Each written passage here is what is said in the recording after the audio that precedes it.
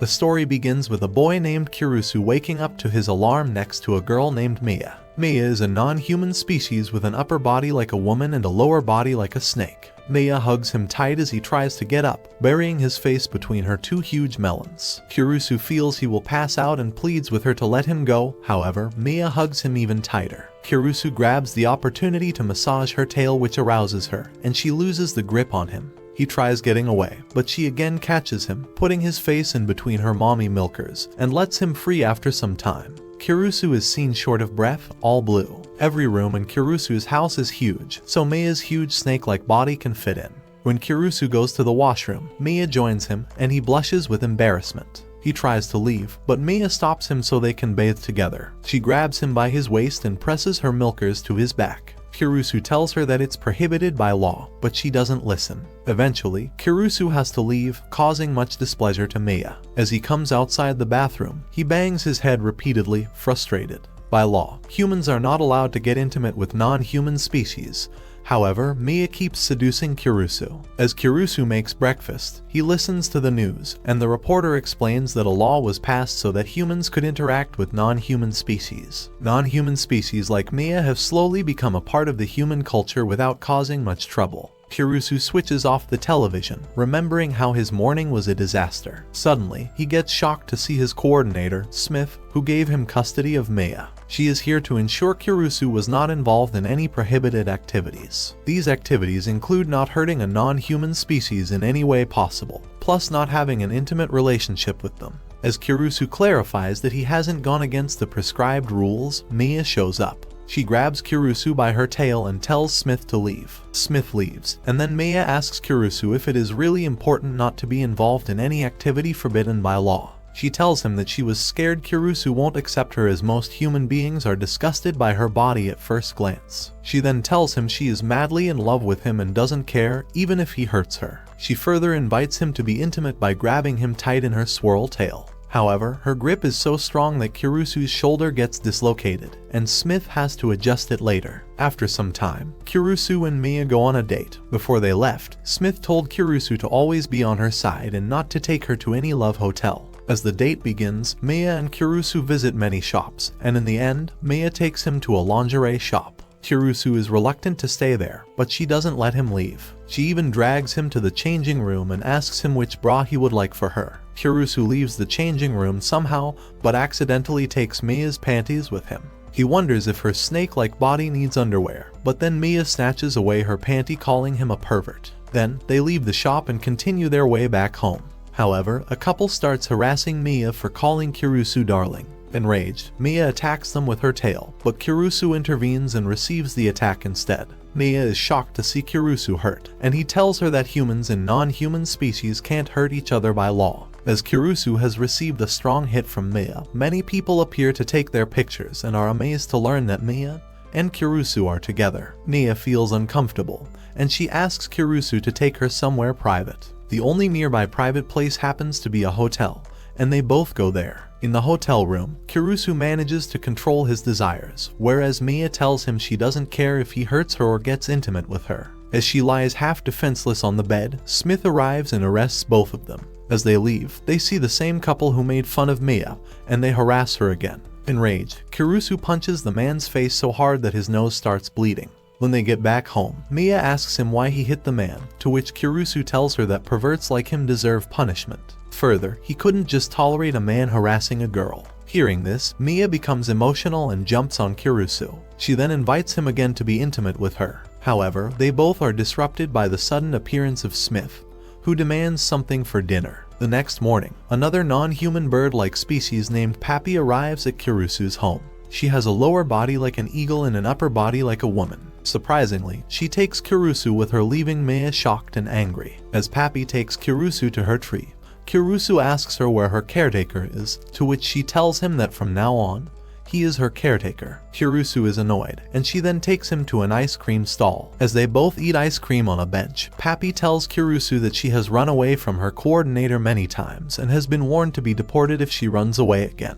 Kirusu tells her that she is in huge trouble. Hearing this, the ice cream cone slips from Pappy's eagle-like arms. She cries in disappointment as she didn't even take a bite. Then Kirusu offers his bar-shaped ice cream to her, which she is excited to taste. As Kirusu brings the ice cream to her mouth, she gets on her knees and starts licking the bar without even grabbing it. This grabs people's attention, and they call Kirusu a pervert, and he hesitates to let Pappy lick his ice cream furthermore. So, he removes the bar from her mouth, and all the white cream falls on her face, making her messy. As she is messy, she starts bathing in front of everyone in a fountain, unplotted. Kirusu understands she has yet to adapt to human culture. Pappy then drags Kirusu into the water as well, despite his denial. Jealous Mia arrives there, and both girls start fighting over Kirusu. Suddenly, they hear a scared little girl crying who is stuck on a tree's branch. Mia and Pappy see this opportunity to impress Kirusu and move forward to save the girl. As Pappy tries to fly, she falls because her wings are wet, and then Mia climbs the tree to rescue the girl. However, she scares the girl,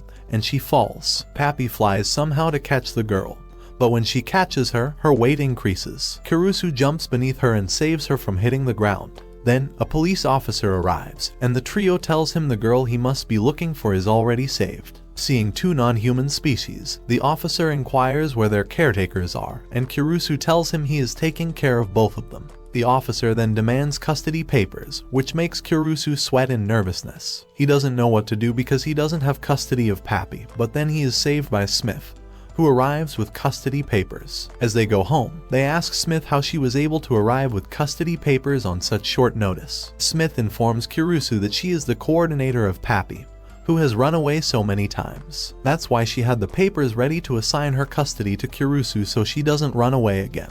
Hearing this, Pappy is excited, and she then takes Kirusu to the washroom to let him help her clean up. As they leave, Smith asks Mia if she is okay with Pappy living in the home. Mia informs her that Pappy is a minor, so that's why she isn't jealous of her. However, Smith tells Mia that Pappy looks small but is exactly Mia's age, enraging her. Mia then rushes to the washroom to separate Pappy from Kirusu. The next morning, Kirusu leaves for grocery shopping, and on his way back, he encounters a huge horse-like girl named Centauria. Unfortunately, she also insists on making Kirusu her master. Smith, who is on leave today, asks Kirusu to take care of Centauria, annoying him. As Kirusu and Centauria engage in a conversation, a robber snatches a lady's purse, and Centauria takes out her sword to chase the robber. However, she can't use a weapon against a human, so Kirusu must accompany her during the chase. Kirusu rides her, and she runs at a very high speed. As she runs, Kirusu thinks he will fall, so he grabs her tightly and tells her to slow down.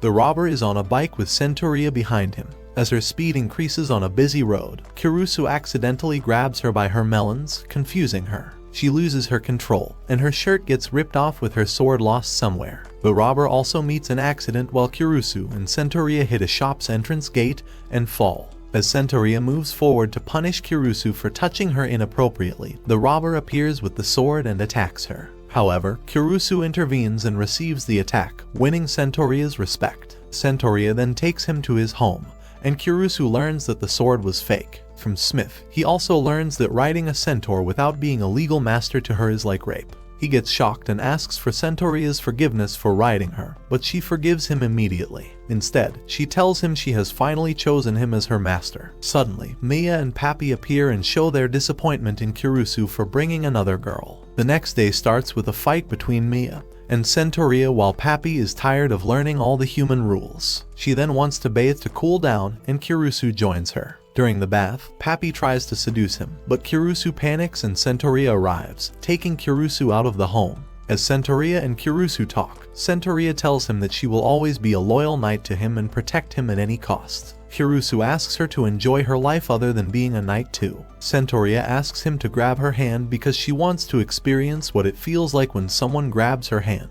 As Kirusu grabs her hand, she blushes and prohibits him from even looking at her red face. Suddenly, Mia and Pappy arrive, and the trio start fighting over Kirusu, calling him my man. Smith, who passes by them, stops the fight by shooting 3 tranquilizer darts, but accidentally, they are taken by Kirusu, who goes unconscious. Upon returning home, when Kirusu wakes up, he finds Smith by his side. He sees girls hiding behind a door sadly. The 3 of them apologize to him for their silly behavior and promise to hold back next time. However, Kirusu asks them not to hold back as they are a family and tells them that he has already forgiven them. Hearing this, Smith tells him that there is an amendment in the law that allows humans to marry non-human species. Additionally, Kirusu will have to marry one of the 3 girls in his home, and he can take time to decide who it is going to be. Kirusu is devastated to learn this, and then Smith leaves. It's a full moon night, and the girls lose control over their desires, so they embark on a mission to seduce Kirusu. First, Mia jumps on him, Pappy breaks through the window,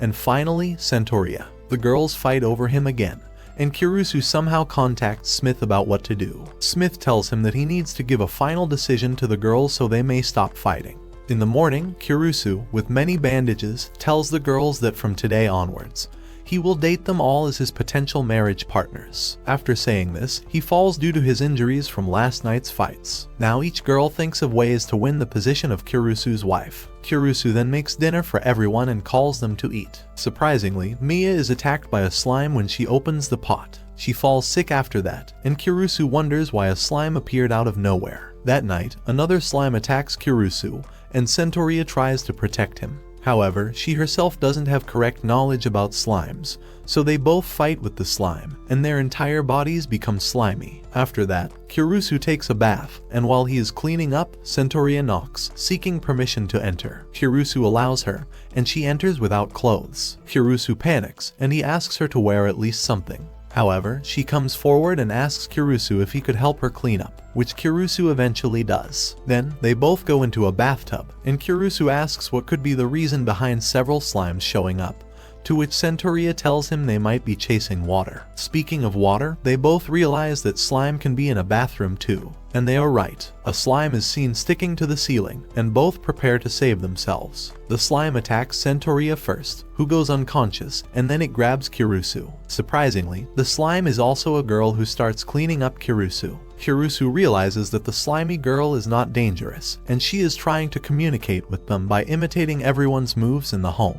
That's why a part of her actions is seducing him, and then she hugs him tight, so tight that he can't breathe. Kirusu somehow manages to jump into the bathtub and finally breathes. However, the slimy girl melts into the bathtub, losing her body shape, and Kirusu takes her out. After some time, Kirusu tells the other girls about the presence of a slimy girl, and they first give her a raincoat to cover her body. Pappy becomes friends with the slimy girl, and she names her Sue. While Pappy and Sue play, Mia and Centaurea suggest Kirusu contact Smith and tell her about Sue as they don't know her origin. They can't just let another girl in the home, which might create problems later as it is illegal. As they discuss this, Pappy flies away with Sue, and Kirusu chases them in panic. After some time, Kirusu comes across a river and notices Pappy still flying in the air with Sue clinging to her feet. Kirusu observes Sue becoming increasingly anxious as they approach a river from a considerable height. Sue falls on Kirusu standing beneath, and then Pappy runs towards Sue, asking her if she is fine.